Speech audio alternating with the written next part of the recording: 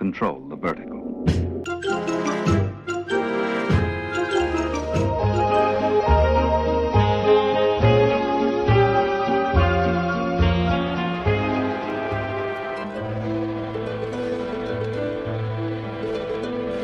Welcome to Anthologic, the TV anthology podcast.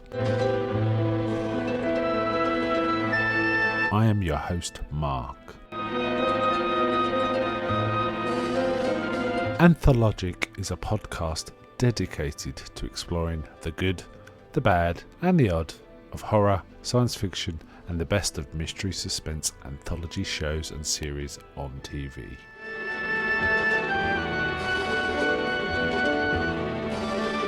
Join me as we slip through the cracks of reality to approach the extremes of experience, where we can peruse the stories and art of a sinister fairground of strange and wonderful rides.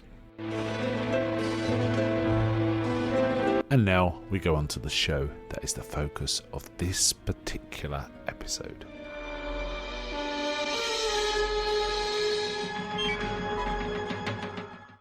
Welcome to this episode of Anthology with your host Mark. Today I'd like to talk about the first episode of a series called the Ray Bradbury Theatre. Ray Bradbury is a fairly famous sci-fi writer. His famous works include, or his most famous works include Fahrenheit 451, The Illustrated Man, The Martian Chronicles, Something Wicked This Way Comes, and various other stuff like that. He did numerous short story collections. And he also did screenplays for all sorts of things, such as Moby Dick and It Came From Outer Space. He's a fairly prolific writer and kind of well known, I would think. And what I'm going to talk today is an anthology series called Ray Bradbury Theatre, which ran for 6 seasons. 2 of them, the first 2 for HBO in 1985-1986, and 4 follow-up seasons that was aired on USA Network from 1988 to 1992. So it went on for sometimes 65 episodes in all. All of them written by Ray Bradbury. And this first episode I'm going to talk about, and I assume follow-up episodes start with him presenting, talking about what inspires his ideas. It goes into his study and we see all sorts of models and pictures and artifacts and mementos throughout the study, and he says there is inspiration. They inspire his stories. So it's an interesting take to see the author himself at the beginning, and then we get into the story itself. Now, this first one is called Marionettes, etc. Marionettes Inc. My mistake. Marionettes Inc. He wrote this, I think it was first published in 1949, and then was reprinted in his collection, The Illustrated Man, so it's part of The Illustrated Man. And it's been adapted a few times before it was chosen or used as the very first episode of this particular show. It first aired as a radio program in Dimension X in 1951 and X-1 in 1955. It was also one of the episodes of Alfred Hitchcock Presents. In that one, it was called Design for Loving, and then used here. And then more recently, it's been used in a BBC Radio 4 production of The Illustrated Man. It was one of the stories in that. So it's been used more than once. It's kind of an interesting one. I kind of like this. It's got a very Stepford Wives feel. In fact, it's like a comedy version or a slightly more humorous version of Stepford Wives. Though Stepford Wives is kind of humorous in its own way, I guess.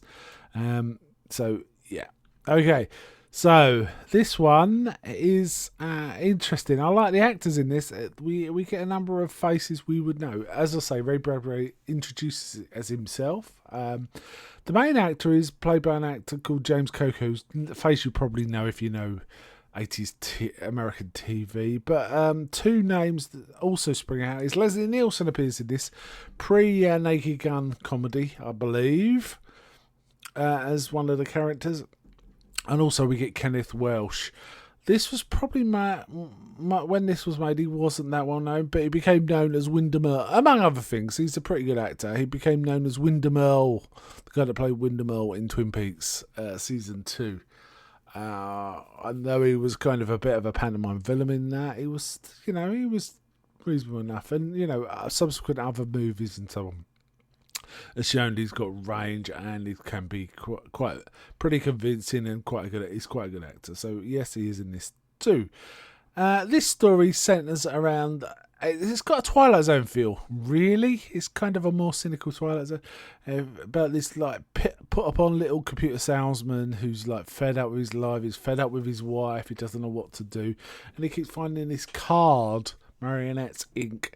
And also, when he's trying to sell computers, this program keeps popping up about Marionettes Inc. So he tells his friend about it, who's played by Kenneth Welsh. And he says, "Well, you got to go to the source. If they're trying to con you, he thinks it might be some sort of scam going on. He goes, you've got to go and sort it out." So he goes there and he meets Leslie Nielsen, who's putting on this kind of Eastern European Dracula kind of accent. It's very odd.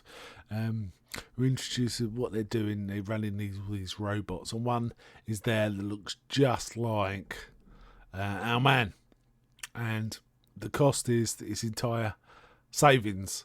So he says, "I'm not paying that," and he goes, "Think of the freedom you could have." And basically, he realises he could use his robot to A, spend evenings with his wife while he's out, and B, do his job for him too. So he's free if he gets this robot, and he does. And it's kind of going okay.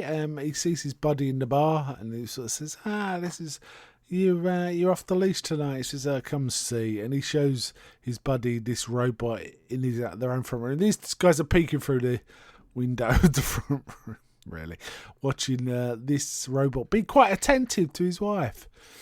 And he sort of says, "Yeah, I'm free." And his mate is kind of impressed and goes. It tells him the cost too, which his mate was like, "That's a lot," because it is a lot of money. He goes off, but he notices he starts to get kind of jealous of this robot. This robot is showing attention to his wife, and he kind of likes it, and she kind of likes it, and it kind of bothers him a little. I don't want to go into the twists and turns too much, but this kind of thing, the little man, sort of feeling he has power back, but losing it again because he's sort of mealy-minded actions sort of lead him that way. And it comes to crop up. And this one's actually got two quite good twists. One you can see coming a mile off. One I didn't see at all, so I quite liked it. And if actually the one I didn't see coming at all comes before the main one actually. So there is that. I'd say I recommend this particular episode. I think it's a solid episode, and I will get around to watching more of these. I mean, they're only 25 minutes or so they're pretty easy to sit down and watch. They got that 80s look and feel. The things like Tales from the Dark Side and Tales from the Crypt have got. It's got that kind of feel. This isn't as graphic or as brutal as those. This particular episode, I don't know about the rest of them, but this particular one's much more family friendly, should we say? Much more, much less adult entirely in tone. So it works pretty well.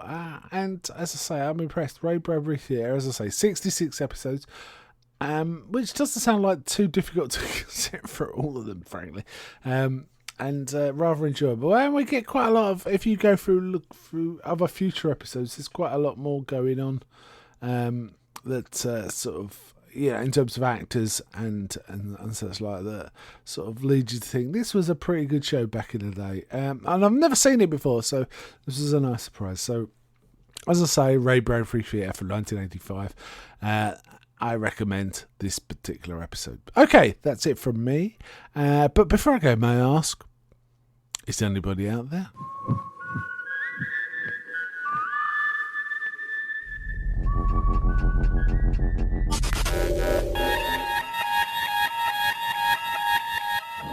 We now return control of your television set to you until next week at this same time, when the control voice will take you to